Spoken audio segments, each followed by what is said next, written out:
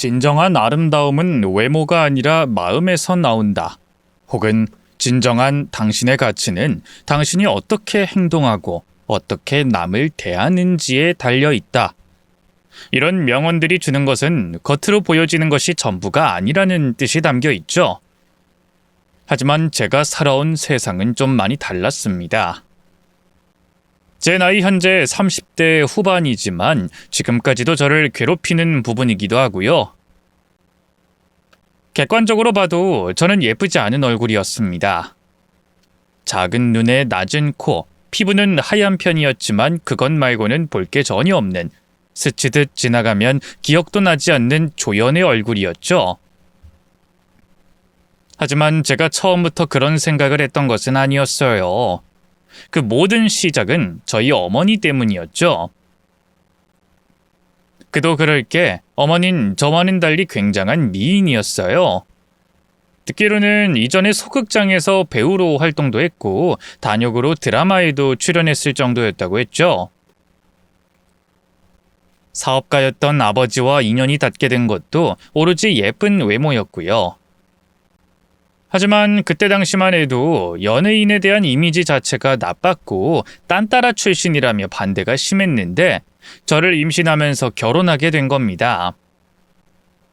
헌데 사랑의 결실이 되어야 했을 저는 어머니에게는 망작에 불과했던 거였죠. 제가 5살인가 6살 무렵부터 예쁜 옷을 입히고 어떻게든 꾸몄지만 상상처럼 되지 않자 돌연 짜증을 내시더군요. 어쩜 지 아빠한테 안 좋은 것만 쏙 빼다 박았는지. 이게 어떻게 내 딸이 될 수 있어? 저는 그런 어머니가 무섭기도 해서 눈물을 뚝뚝 흘렸죠.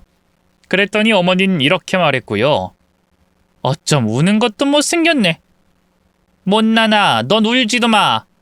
안 그래도 못생긴 얼굴 더 추해지니까. 그 뒤로 저는 혼자 거울을 보기 시작했고 얼굴이 이상하다는 생각을 했었습니다. 그리고 늘 고개를 숙이고 다녔고 말수도 줄어들게 됐죠.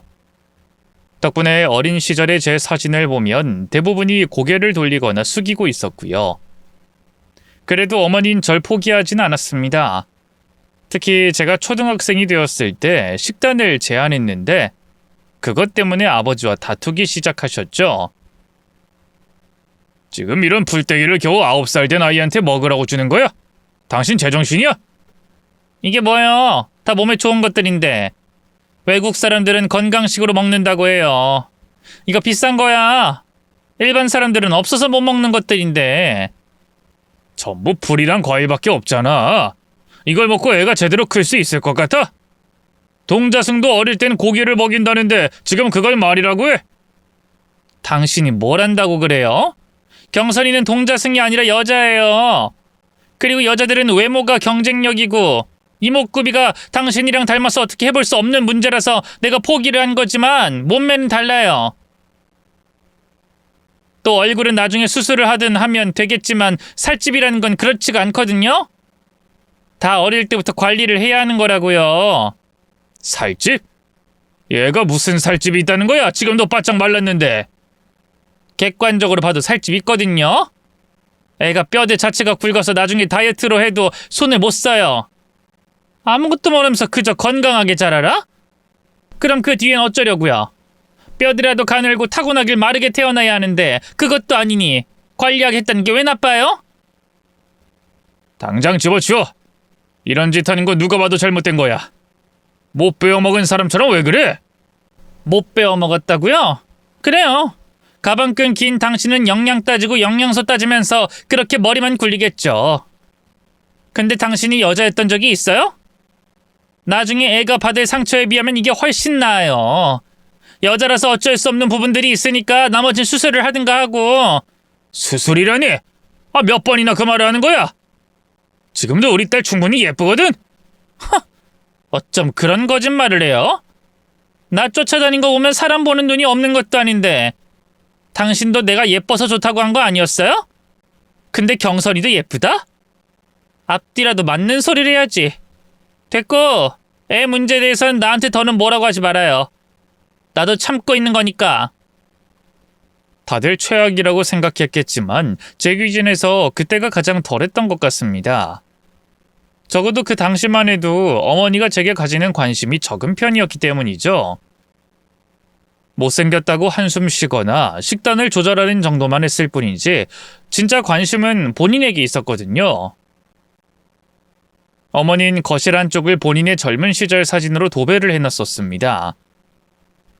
태어난 순간부터 연극을 하던 그 당시의 사진도 전시돼 있었죠.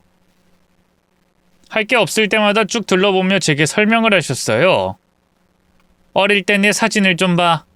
태어났을 때부터 얼굴에서 빛이 났다고 하더라. 꼭 두루마리 휴지처럼 하얗게 예뻤다고 했지. 콧대 보이니?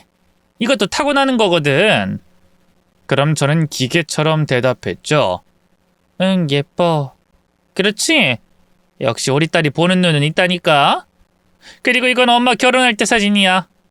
너희 아빠는 물론이고 사람들이 입을 떡 벌릴 정도로 예뻤지. 그때 너희 아빠가 뭐라고 했는지 아니? 꼭 하늘에서 선녀가 내려온 것 같다 그랬었어. 선녀 같아. 엄마 예뻐. 아마 내 친구들 엄마 중에서도 엄마가 제일 예쁠 거야. 우리 딸, 엄마가 오늘은 기분이 좋으니까 너 먹고 싶은 거 해줄게. 입에 발린 말이긴 해도 진심이 있긴 했고 한편으로는 어머니가 기분이 좋았으면 했었던 겁니다. 그렇게 해야 부모님의 사이도 좋아졌고 저도 조금은 눈치를 보지 않아도 됐으니까요. 물론 애초에 저만 아니었다면 두 분의 사이는 나쁘지 않았을 겁니다. 어머니 말처럼 아버지는 어머니의 외모를 좋아했고 어머니는 아버지의 재력에 흡족해했죠. 아버지가 엄청난 재력가는 아니었지만 식품회사와 공장을 운영하면서 어머니가 충분히 쓰고 즐길 정도의 수익은 어렵지 않게 벌었어요. 그러니 저만 착하게 굴면 아슬아슬하긴 해도 평화가 깨질 일이 없었죠. 하지만 의외의 복병이 있었습니다. 바로 누구도 막지 못하는 세월이었죠. 제가 중학교에 올라갔을 때 어머니는 예쁘다는 칭찬도 먹혀들지 않기 시작했어요.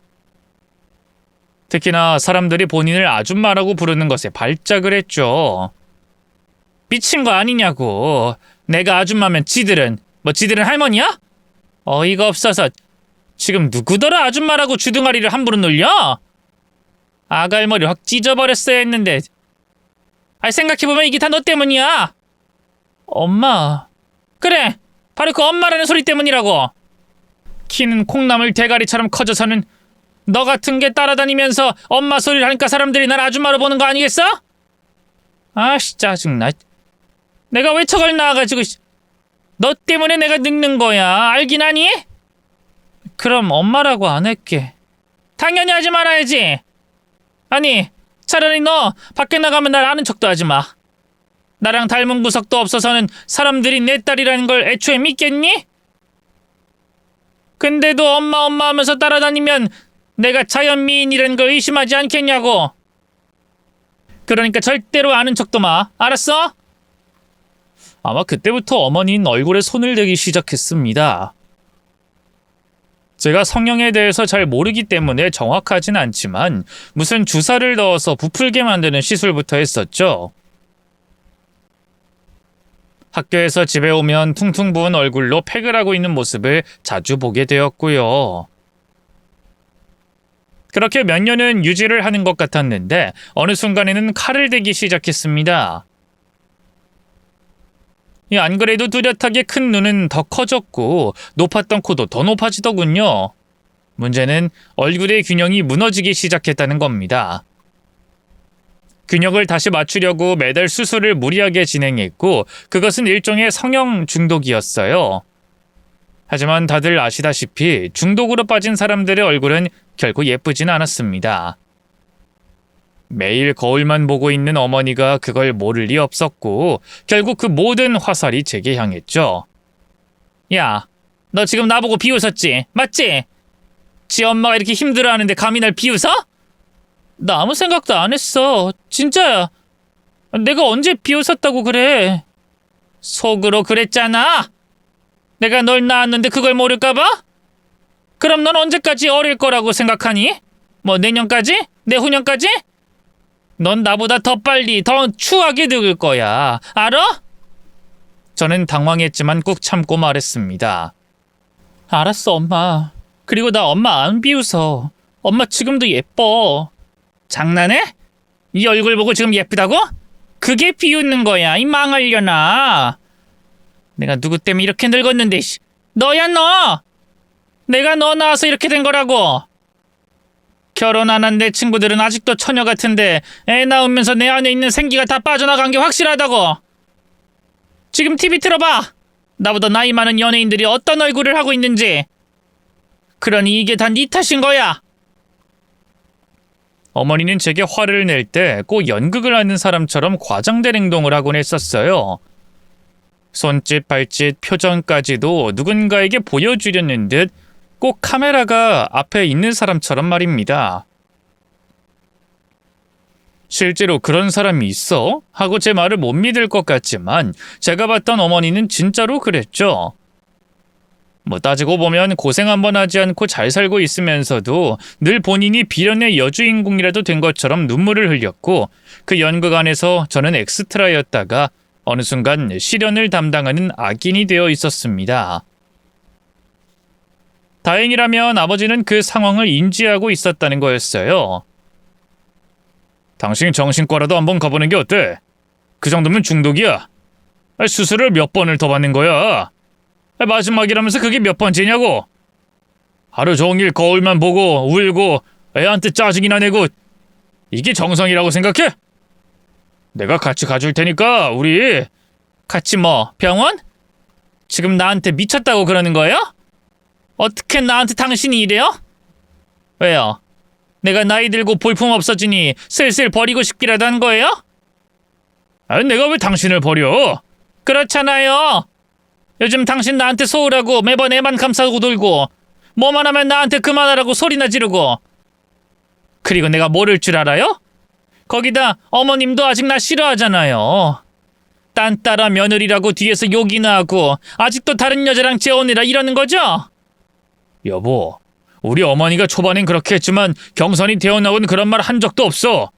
그리고 그 나이, 그 시대 사람들 인식에 그랬던 거잖아. 당신도 알면서 왜 그래? 근데 왜 나만 보면 인상을 그렇게 쓰는데?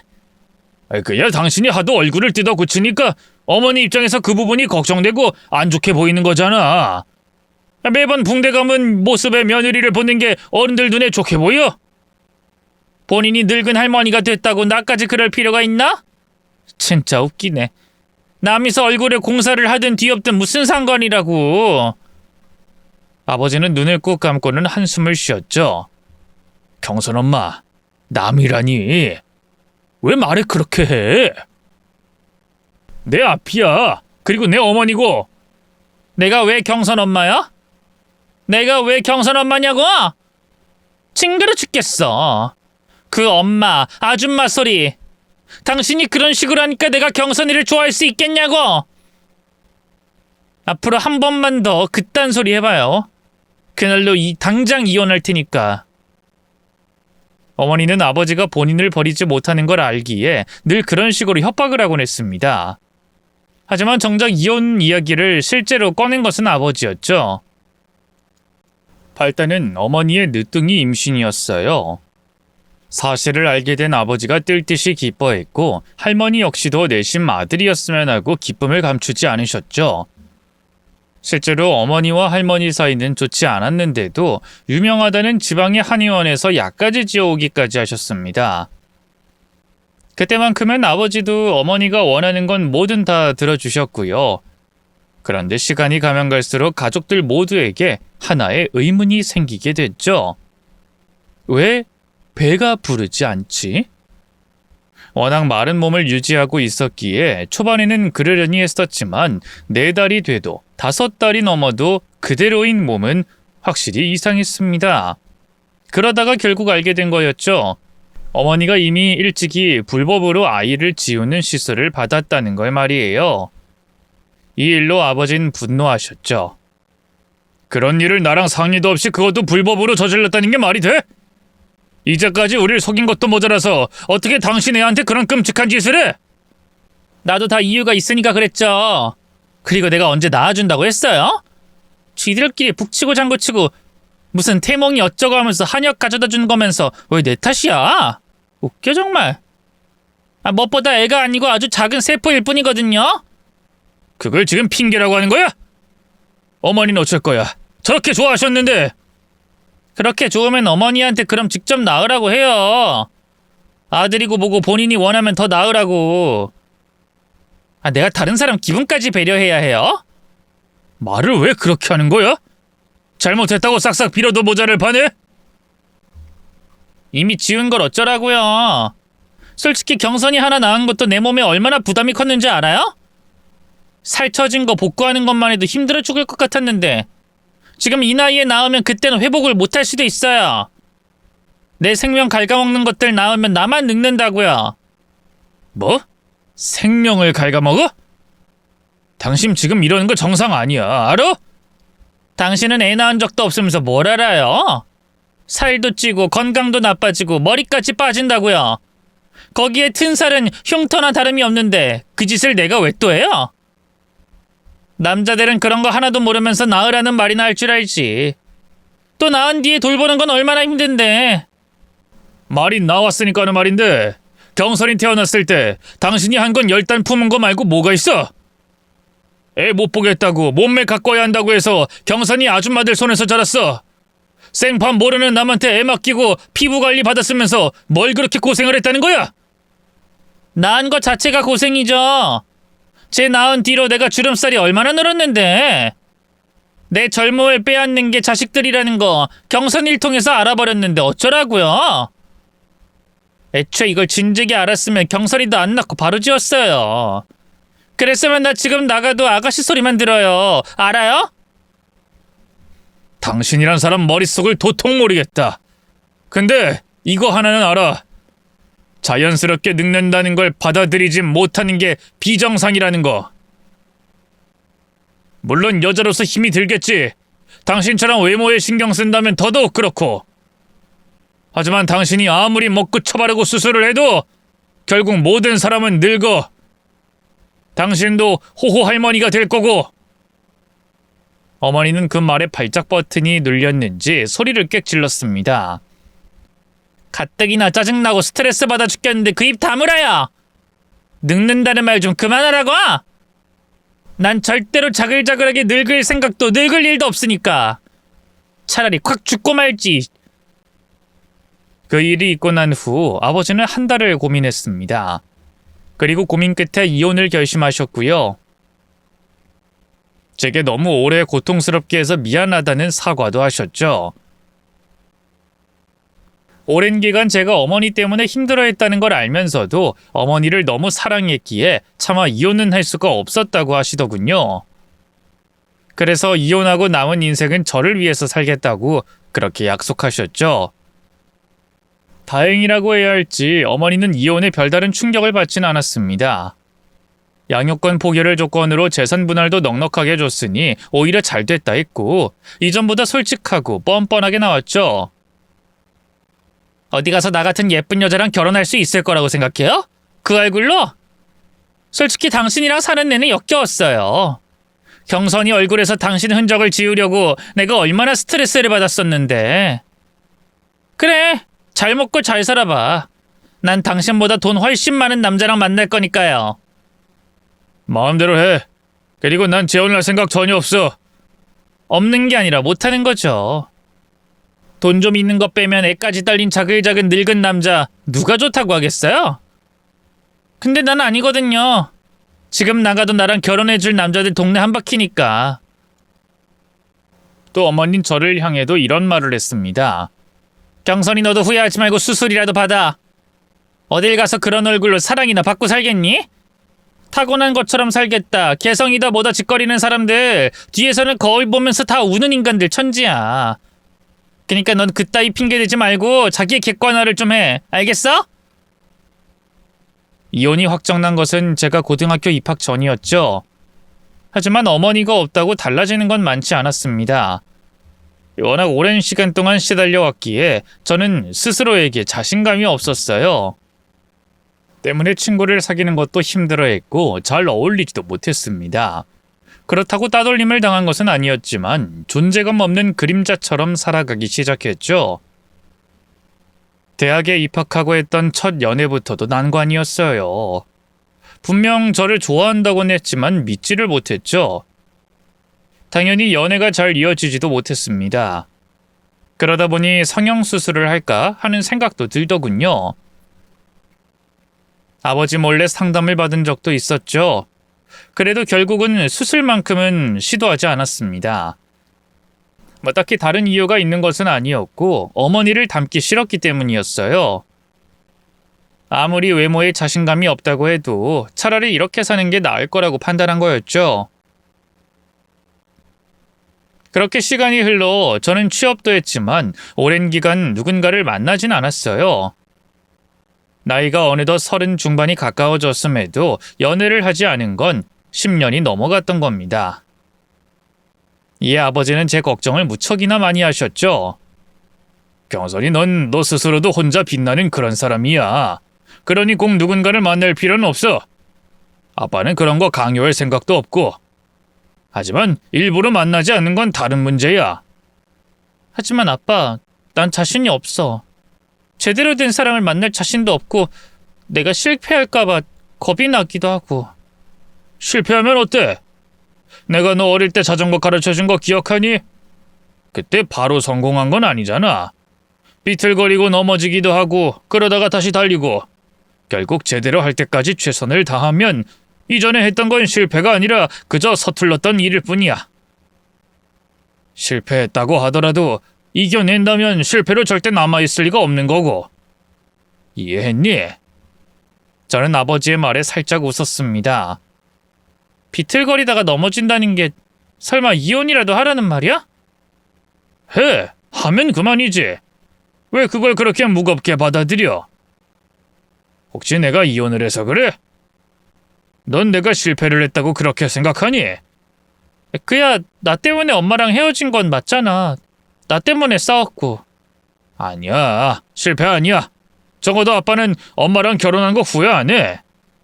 그 사람이 정신적으로 나약한 사람이었고 내 결혼 생활이 완벽하다고 할 수도 없지만 널 낳아줬고 널 만나게 해준 사람이니 난 그 사람에게 늘 감사하면서 살아.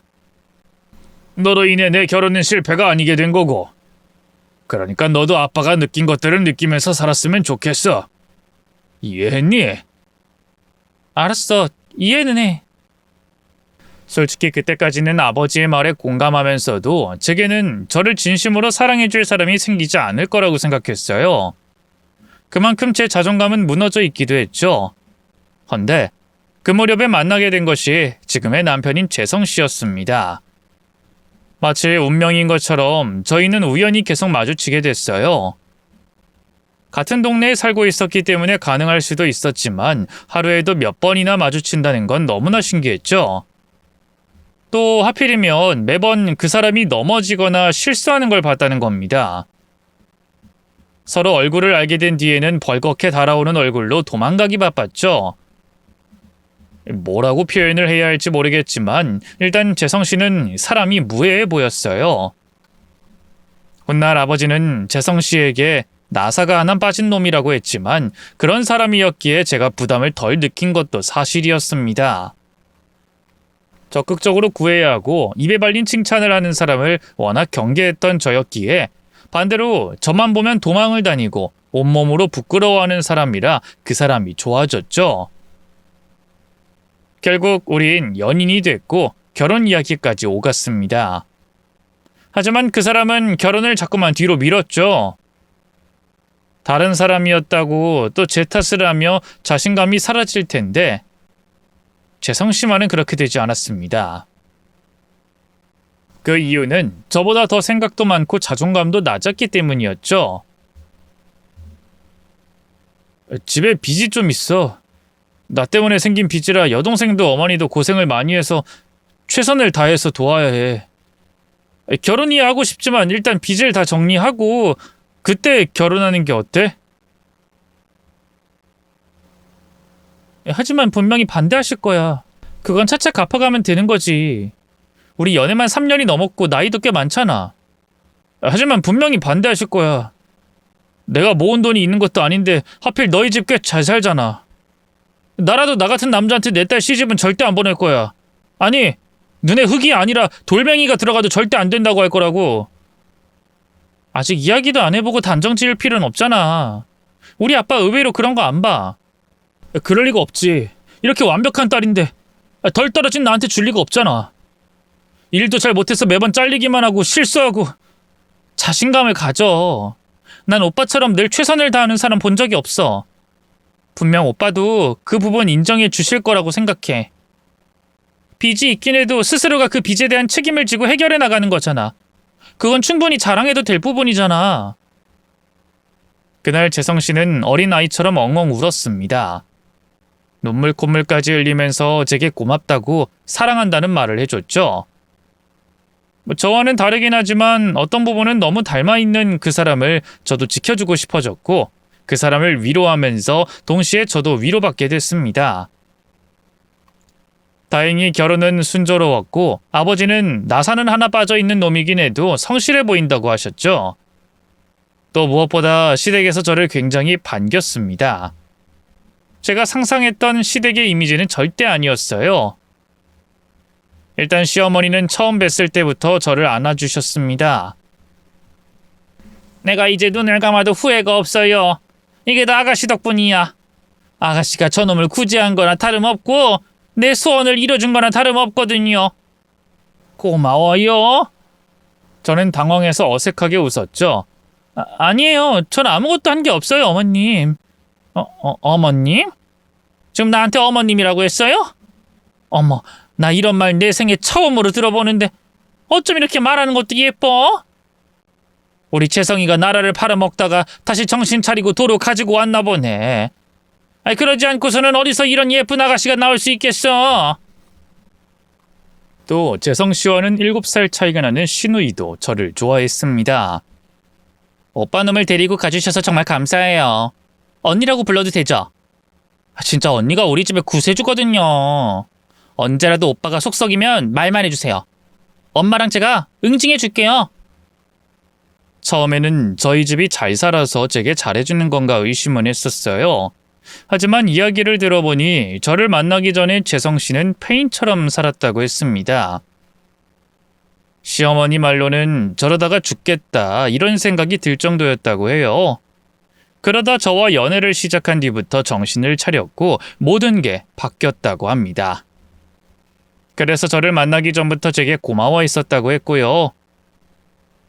도저히 상상이 되진 않지만 어쨌든 저를 진심으로 좋아해준다는 건 시간이 흐를수록 더욱 알게 됐죠. 당시 신우이는 제빵 학원을 다니고 있었는데 저를 위해서 늘 뭔가를 만들어줬습니다. 언니, 언니가 딸기를 좋아한다고 해서 직접 고른 딸기로 만들었어요. 이렇게 예쁜 걸 너무 고마워요. 이때 재성씨가 나도 하면서 포크를 들고 끼어들었고 신우이는 재성씨의 손등을 쳤습니다. 오빠는 저거 실패한 거 먹어. 이건 언니 거야. 봉지에 담긴 거 그거 다 먹어. 야, 나도 이거 먹을래. 이거 내가 좋아하는 건데. 언니도 좋아하거든? 그니까 오빠는 저기 찌그러진 거 먹으라고. 실패한 거 있어. 그거 맛은 똑같으니까 그걸로 먹어. 와, 진짜 치사해. 이제 오빠는 눈에도 안 보인다 이거지? 결혼 전부터 자주 오가면서 어느덧 시댁 식구들이 진심으로 좋아졌어요. 시댁은 사람 사는 것 같은 느낌이 나기도 했고 시끌벅적해서 참 좋았죠. 무엇보다 그곳에 있으면서 예쁨을 받으니 못난 제 자존감이 조금씩 차는 걸 느낄 수 있었습니다. 또 신우이는 저를 여기저기 데리고 다니면서 친구들과 해보지 못한 것들도 함께 해줬고 제가 평소에 알지 못했던 제 장점에 대해서 알려주기도 했죠. 하루는 도시락을 싸서 공원에 갔을 때였습니다. 언니, 도시락집 창업해도 될 것 같아요. 고급 브랜드? 뭐 이런 느낌으로. 손재주가 이렇게 좋은데 그냥 썩히는 건 너무 아깝죠. 제빵 배울 때도 이런 거 잘 그리고 잘 만드는 애들은 수준부터가 확실히 다르거든요. 이런 칭찬 아무한테나 안 해요. 제 주변에도 능력자들이 많아서. 근데 언니는 수준 자체가 다르잖아요. 진심으로 사업 구상해봐요. 그냥 아기자기한 걸 좋아하는 것뿐인데요. 아니죠. 이건 능력이죠. 다들 깜짝 놀랄걸요? 이건 재능이에요. 심지어 모양만 예쁜 게 아니라 맛까지 좋으니까 진짜 대박 날 것 같은데요? 참 희한하더군요. 이전에도 잘한다는 칭찬을 받긴 했지만 아버지나 친척들 혹은 남자친구였던 재성씨가 한 말이라서 그냥 넘어가곤 했습니다. 헌데 시누이나 시어머니를 통해서 진짜라는 걸 확인하게 되니 어쩐지 자신감이 생기더라고요. 그래서 저는 그 일을 기점으로 요리에 취미가 생기기 시작했고 학원도 나가기 시작했습니다. 늘 주변 눈치만 보면서 일을 나가는 것 외에는 대외적인 활동이 없던 제가 조금씩 변하게 된 거였죠. 때문에 아버지도 몹시 좋아하셨어요. 시댁에서 저를 예뻐하니 아버지 역시도 뭐라도 하시려고 한 것 같았습니다. 그 자네 우리 회사에서 일해보는 건 어떤가? 아버님 회사요? 걱정 말게. 나랑 마주칠 일은 거의 없을 거야. 이 식품 공장 쪽이 아니라 식품 회사에서 시작해보면 어떤가 해서. 연봉도 지금보다는 훨씬 좋을 거고. 정말 그렇게 해도 되는 건가요? 저야 너무 좋습니다. 열심히 해. 아니면 난 잘할 거야. 알지? 네, 장인어른. 정말 저 열심히 할게요. 두고 봐주세요. 남편은 이전 회사에서 약 3주간 인수인계를 끝내고 저희 아버지 회사로 출근하기로 했습니다. 그런데 정확히 그때부터 신경이 날카로워졌죠. 잠도 잘 이루지 못하는 건 둘째치고라도 넋을 놓고 다녔습니다. 이전에도 자주 넘어지거나 다치고 짜잘한 실수들도 많이 했었지만 그때는 아예 생각이 다른 곳에 있는 사람처럼 굴기도 했고요. 정확히는 불안해 보였죠. 당신 진짜 괜찮아? 왜 그렇게 사방을 둘러봐? 누구 찾아? 아니야. 난 그런 게 아니라 그냥 긴장이 돼서. 긴장? 무슨 긴장? 내일이 첫 출근이잖아. 새로운 일이기도 하고 이것저것 할 것도 많을 거고 그 책임감 때문에 긴장이 좀 되기도 해서. 요즘 따라 이상한 게 그것 때문이었어? 가면 우리 아버지랑 마주칠 일이 거의 없다니까? 아버진 주로 공장 쪽에 거의 계셔서 걱정할 필요 없어. 그런 것 때문은 아니야. 정말이야. 남편은 결혼 전에도 좀 마른 편이었는데 그때는 고작 몇 주 만에 살이 엄청 빠진 상태였습니다. 스트레스를 받으면 음식을 먹는 사람도 있는데 남편은 그것과는 정반대였죠. 조금이라도 피곤하거나 힘이 들면 식욕이 뚝 떨어져서 아무것도 입에 넣지 않았거든요. 그래서 저는 그런 남편을 위해서 도시락을 싸줄 생각을 했습니다. 전문적으로 배우기도 했고 그때는 자신감이 하늘을 찌르고 있었죠. 또 아버지를 통해서 부서 사람들 인원을 알아왔고 넉넉하게 싸간다면 나쁘지 않을 것 같았거든요. 그렇게 점심시간에 맞춰서 저는 회사 근처로 찾아갔습니다. 남편에게 문자를 쓰고 있는데 마침 남편이 나오는 게 보였죠. 아직 점심시간이 아닌데 왜 나왔지? 근데 남편이 향한 곳은 회사 뒤편에 있는 창고였습니다. 여보! 저는 그런 남편을 불렀지만 주변만 두리번거리다 안으로 쏙 들어갔죠. 그때 뭔가 촉이 좋지 않았어요. 그간 이상하게 긴장하고 주변을 의식했던 모습까지 겹치면서 겨우 누르고 있던 의심이 고개를 들기 시작했습니다. 내가 예쁘지 않아서 다른 여자를 만난다는 의심이었죠. 저는 가지고 온 도시락을 사무실 입구 쪽에 두고 남편이 향한 창고로 천천히 걸어갔습니다. 그런데 그곳으로 가까이 다가가니 여자의 목소리와 남편의 목소리도 들리더군요. 네 와이프한테 내가 다 말해버릴 거야. 그래도 돼?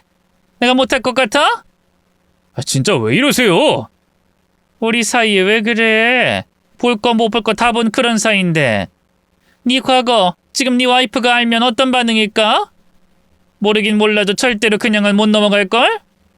그 성격이 죽을지도 몰라. 목을 매달거나 약을 털어먹는다거나. 이봐요. 그런 끔찍한 소리 하지 마시죠. 미쳤어요? 이미 전 다 드렸어요. 내가 원하는 게 뭔지 알고 다 줬다고 그래? 아니, 넌 안 줬어. 그러니까 내가 가져오라면 내 눈앞에 당장 가지고 와. 내일까지 와이프 몰래 가져와. 알았니? 싫어요. 더는 못해요. 못하면 어쩔 건데?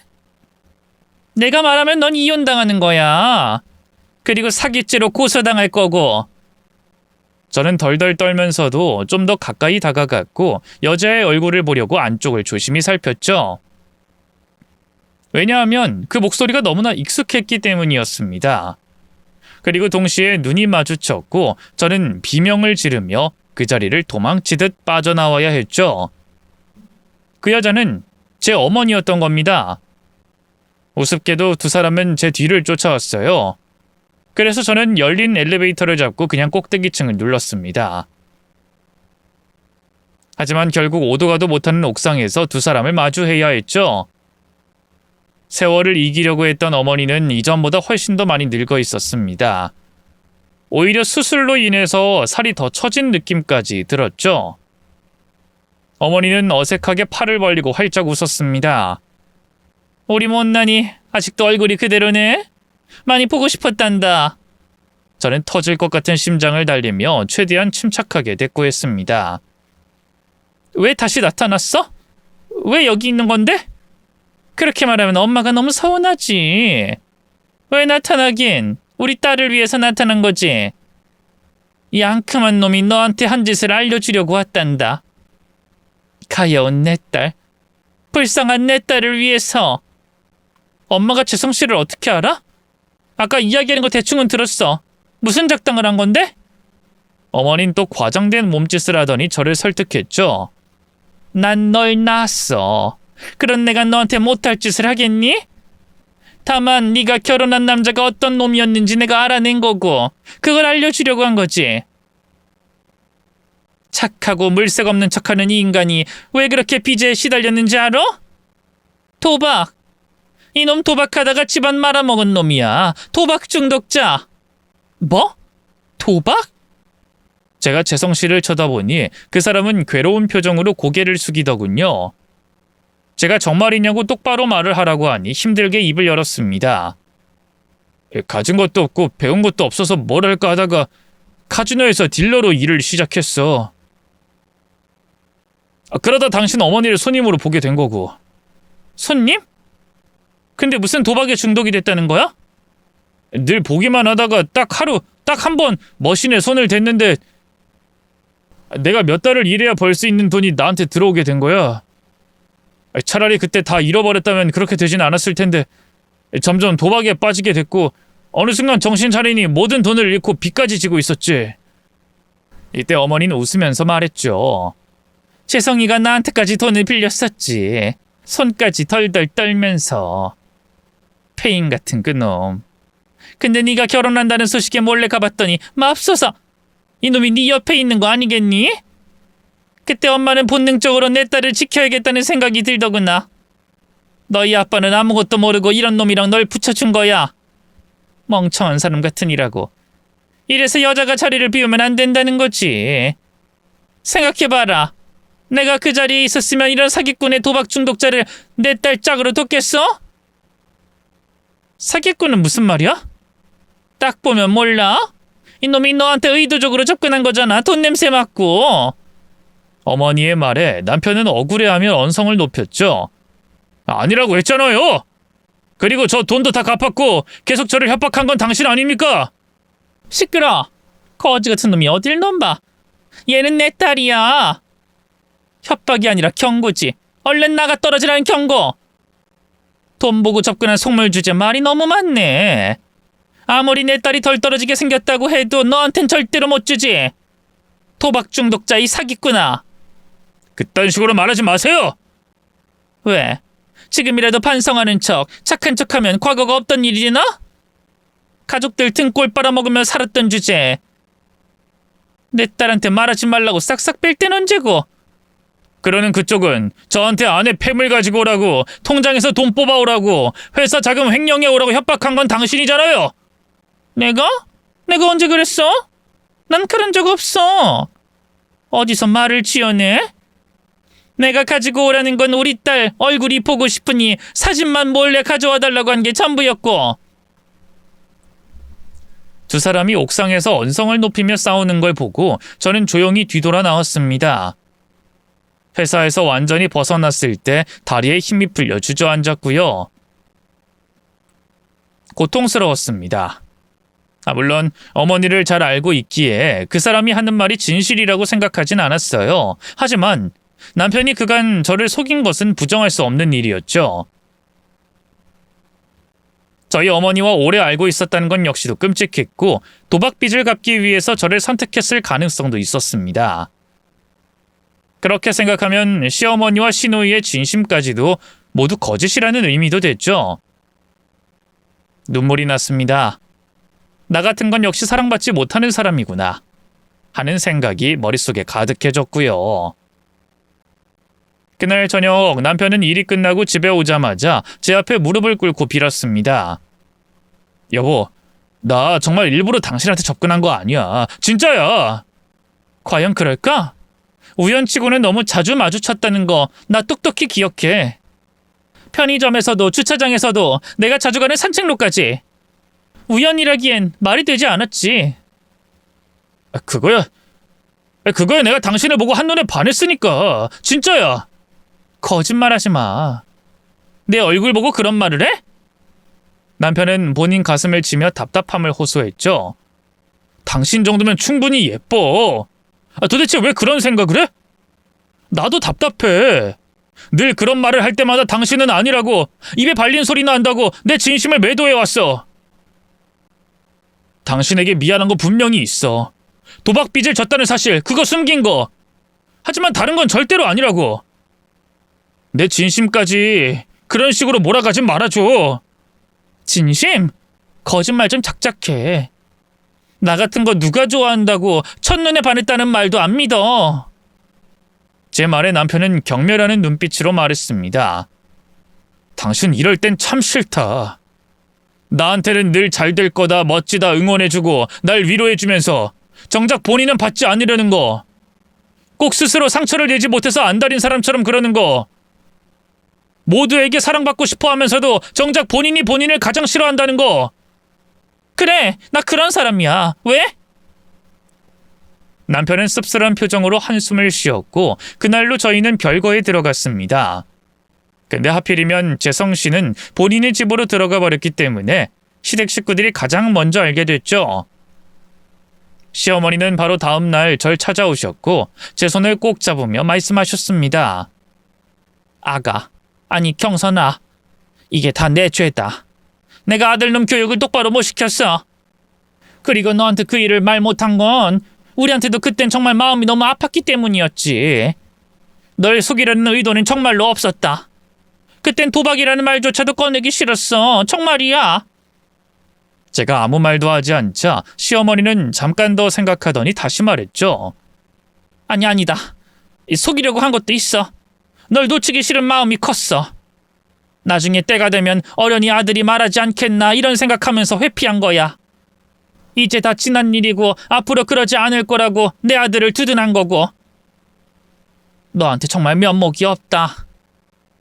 그 일 이후 얼마 뒤 시누이도 절 찾아왔습니다.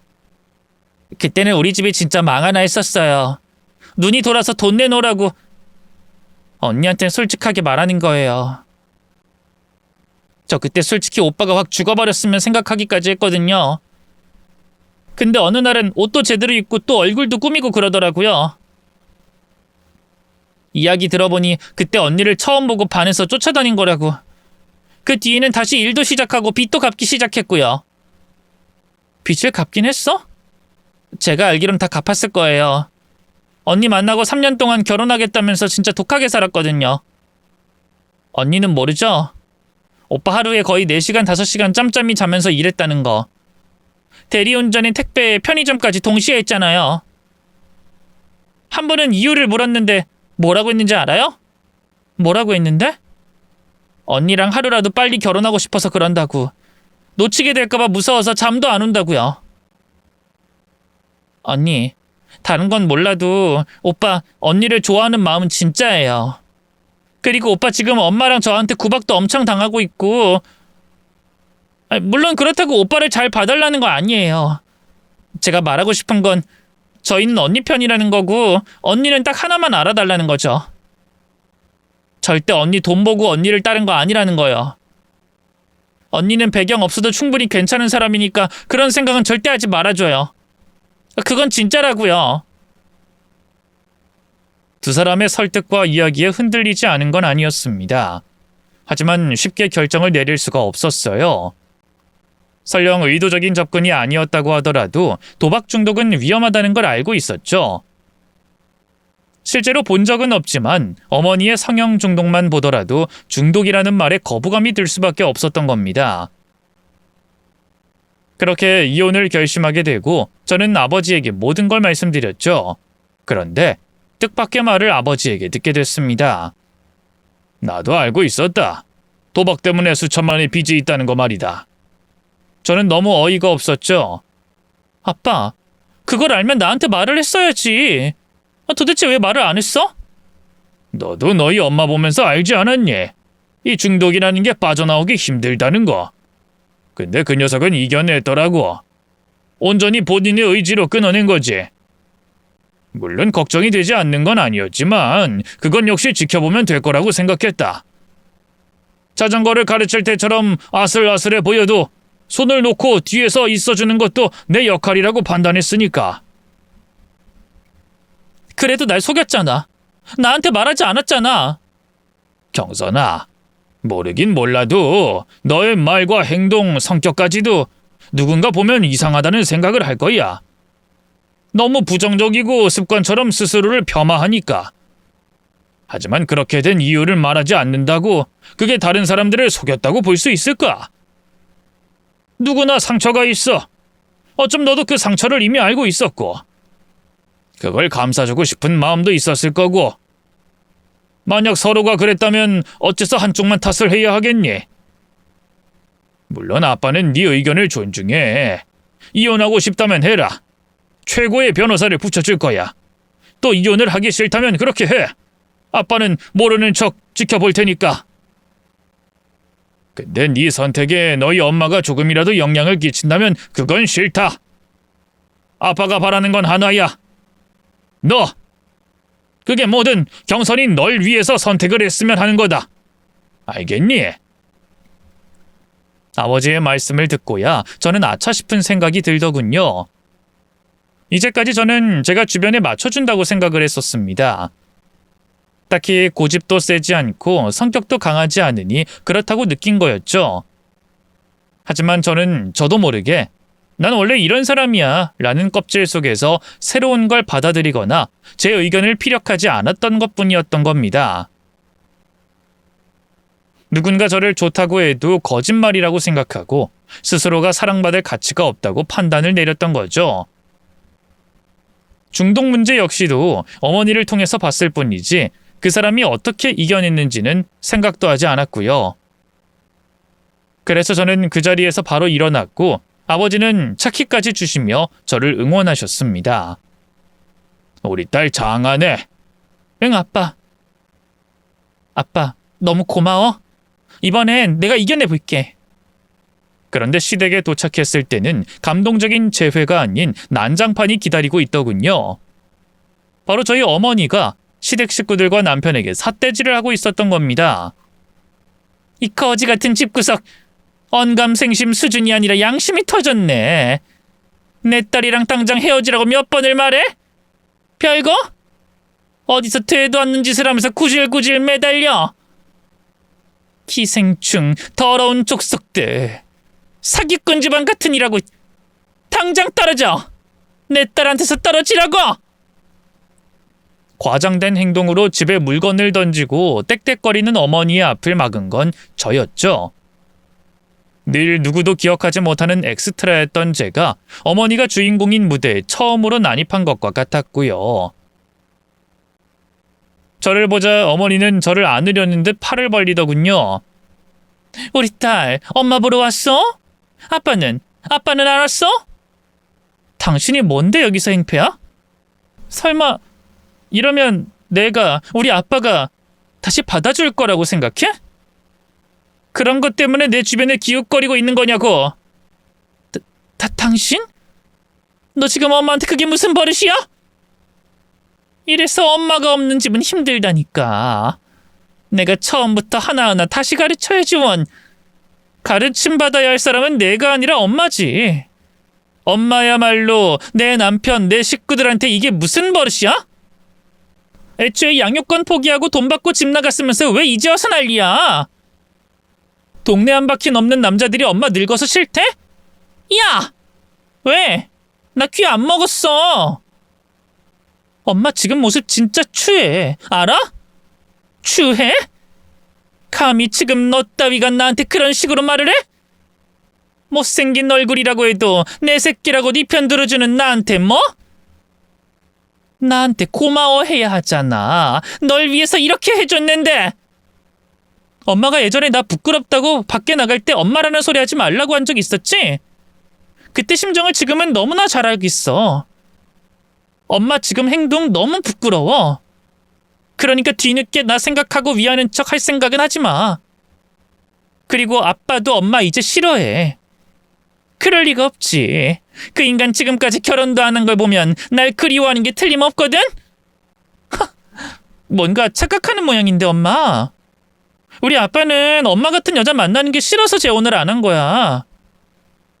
그러니까 괜히 힘 빼지 말고 내 가족들한테서 떨어졌으면 좋겠어.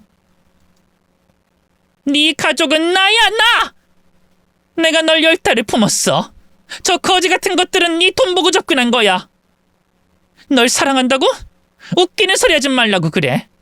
너도 그건 잘 알잖아. 누가 널 사랑하겠어? 저는 한숨을 쉬었죠. 그리고는 차갑게 말했습니다. 세상에 다 엄마 같은 사람만 있는 거 아니야. 난 여기서 충분히 사랑받고 있어. 그리고 나도 이 사람들 사랑하고. 설령 그게 진심이 아니라고 해도 난 엄마처럼은 안 살아. 엄마가 지옥에 있다고 나까지 끌어내릴 생각 좀 하지 마. 난 엄마가 있는 그 바닥으론 안 떨어질 거니까. 매일 거울 보면서 불행하려거든 혼자서 불행해지라는 말이야. 이 할망구야. 뭐? 할망? 이 미친년이? 어머닌 제 머리채를 잡고 뺨을 때렸습니다. 저는 그냥 가만히 맞고 있었죠. 그러자 시어머니가 대신 저희 어머니 머리채를 잡았고 시누이는 저를 보호하듯 감싸주더군요. 그리고는 망가진 제 머리와 제 부어오른 뺨을 보곤 거의 울려고 했습니다. 이에 남편도 나서서 저희 어머니 양팔을 잡고는 밖으로 쫓아내버렸고요. 쾅쾅거리는 문소리가 한동안 들리다가 멀어지자 저는 그간 어머니에게 어떤 말을 들었는지 제 과거에 대해서 모두 털어놨습니다. 시댁 식구들은 모두 자기 일처럼 안타까워했고 남편 역시도 눈물을 뚝뚝 흘렸죠. 하지만 그것도 잠시 서로 엉망이 된 머리카락과 얼굴을 보고는 웃음이 터지고 말았습니다. 그 일이 있고 지금은 8개월 정도 흘렀어요. 얼마 전 남편 생일이었는데 시누이가 도대체 어디서 구했는지 장난감 모형인 오한말을 선물해줬죠. 도박을 하면 그걸로 찍어버리라고 하면서 말입니다. 그렇게 장난 반 진심 반으로 우린 과거 이야기를 하기 시작했고 저에게도 일부러 예쁘다는 말을 더 많이 하고 있죠. 제가 괴로워하는 걸 보면서 장난을 치는 겁니다. 그것 때문인지 아니면 정말로 사랑을 받아서인지 요즘 저는 꽤 행복하게 지내고 있어요. 또 그 결실이 제게는 작은 축복이 되어 찾아왔습니다. 실은 임신 5주차가 됐거든요. 초산이기에 늦은 나이기도 하고 어머니 때문에 두려운 마음도 없진 않습니다. 제 생명을 깎아서 아이를 낳는다는 말도 머릿속을 떠나지 않고요. 하지만 더는 저도 거기서 멈추지 않으려고 합니다. 과거의 상처만 생각하지 않고 오히려 그 일로 단단해졌다고 그렇게 받아들이려고 해요. 또한 지금의 저는 충분히 사랑받고 있고 또 아이에게 받은 사랑을 줄 자신이 있거든요. 아마 이 사연이 뽑히게 되면 저희 가족들은 그때 제 임신 소식을 듣게 되겠죠? 너무 늦게 말했다고 서운해서 울지 않길 바라봅니다. 저도 일주일 전에 알게 된 거니까요. 끝으로 구독자 여러분도 제 이야기를 들어주셔서 너무 감사하고요. 저 정말 좋은 엄마가 되어 볼게요. 그리고 누구보다 스스로를 사랑하는 그런 사람이 될 겁니다. 저 응원 많이 해주실 거죠?